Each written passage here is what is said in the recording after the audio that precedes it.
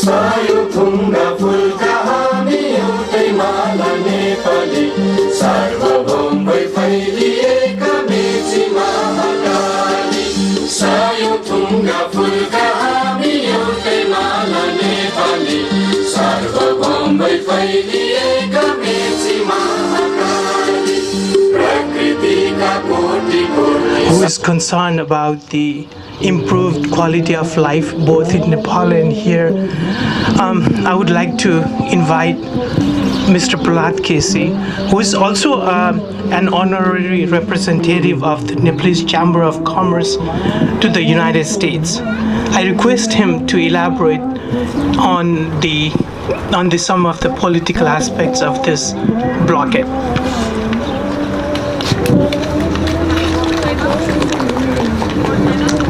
Thank you, Modi Bhai, for your kind introduction. Good afternoon, everybody.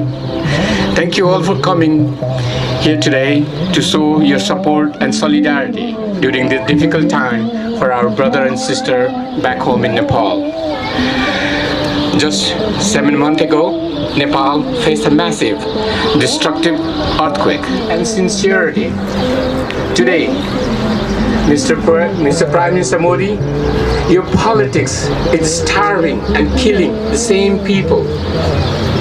Let Nepal government handle its own internal affair. Prime Minister Modi, please deal your political issue diplomatically with Nepal government and its leader. Please don't use poor innocent Nepalese people hostage and use them as your bargaining chips to deal with Nepal's political leaders. This is the 21st century. Bullying is not a norm. Prime Minister Modi, this blockade is a mockery of a democracy. This is the inhumane blockade. Please stop it now. As the winter is approaching, fuel, medicine, food shortage is on the same ground to protest the inhumane, the totally unnecessary, illegal blockade of the Indian government. As you all know, Nepal is a constitution in September 2015. The constitution was voted. Tell you the truth, the constitution was voted or in crisis like earthquakes.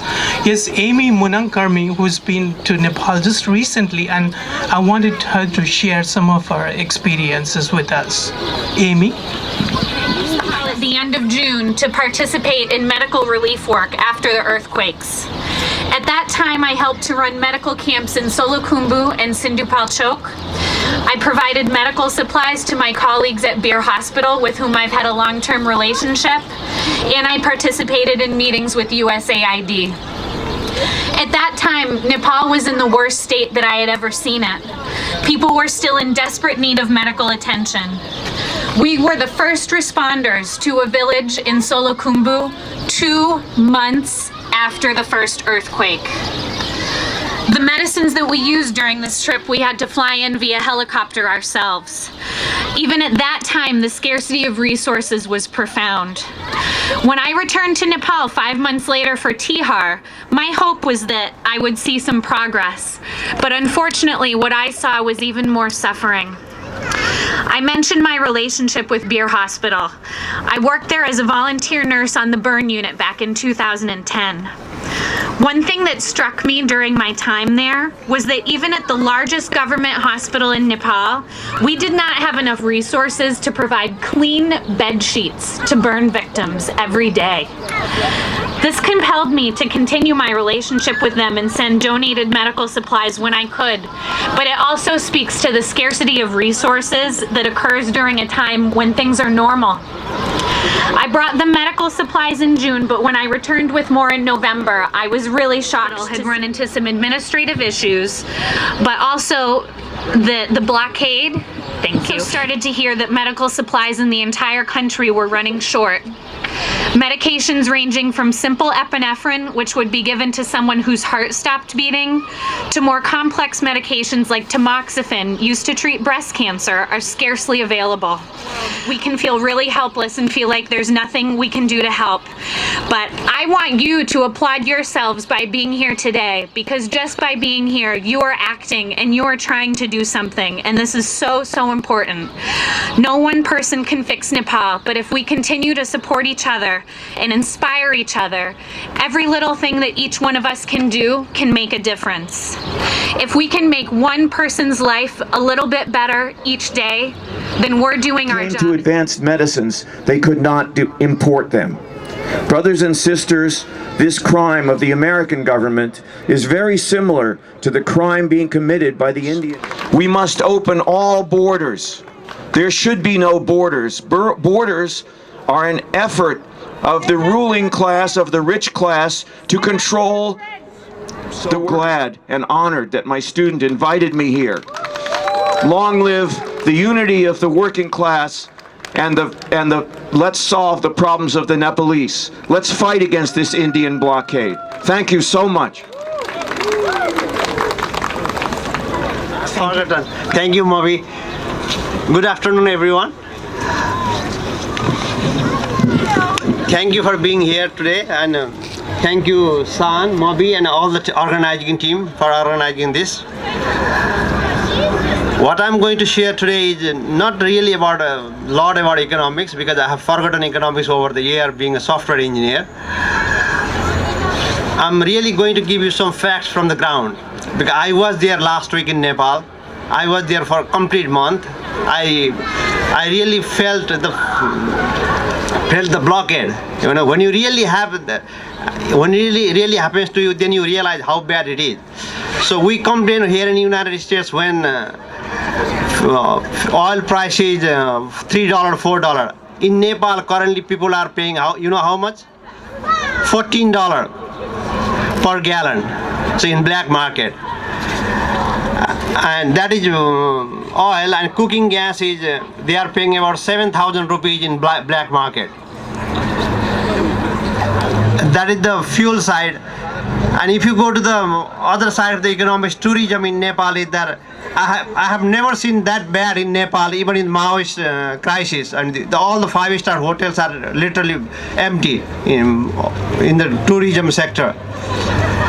And more than 2,000 factories are closed in opinion. You know, India doesn't care about the hydropower in Nepal, and India just wants the water supply, because 70% of the water in Ganges in dry season is from Nepal river. So it's all water politics. They want the water from Nepal. They want to deal with Nepal's river however way they want. And Nepal doesn't want to do that. I mean, because this is our country, we're going to do whatever way we want. You can't just dictate the way you want all the time. That is one point. India wants ethnically divided nation. Nepal wants social harmony. We don't want taking time out of your busy schedules to be here. The border blockade has affected each and every one of us in a personal level. That is why we are all here today as Nepalis who care for the well-being of our country. The blockade and the underlying issues threaten the whole sovereignty of Nepal if not resolved in a timely manner. The whole process of being engaged in this gathering has been a very humbling one. Initially, it was a knee-jerk reaction to the popular belief that India was fully involved in the blockade. After getting more involved, it has become evident that there is more to it than India's involvement alone. The Nepal blockade started right after Nepal rejected India's demand to change the new constitution. It seems to be more than a coincidence that the Madhesi uprising started to take a violent turn right after that. Over the past years, Nepal has had multiple governments with... Thanks to all of you for being here. My name is Litu Kabir and I'm from Bangladesh. What I want to say, just a few words, is that I've been to Nepal and I was overwhelmed by the welcome that Nepalese people seem to have for people from Bangladesh, and with good reason. We are totally against the blockade of India in the past, when India imposed these kinds of blockades against India, and I have to say many people didn't even know of this. For example, in 1989, when it was a big news in Bangladesh.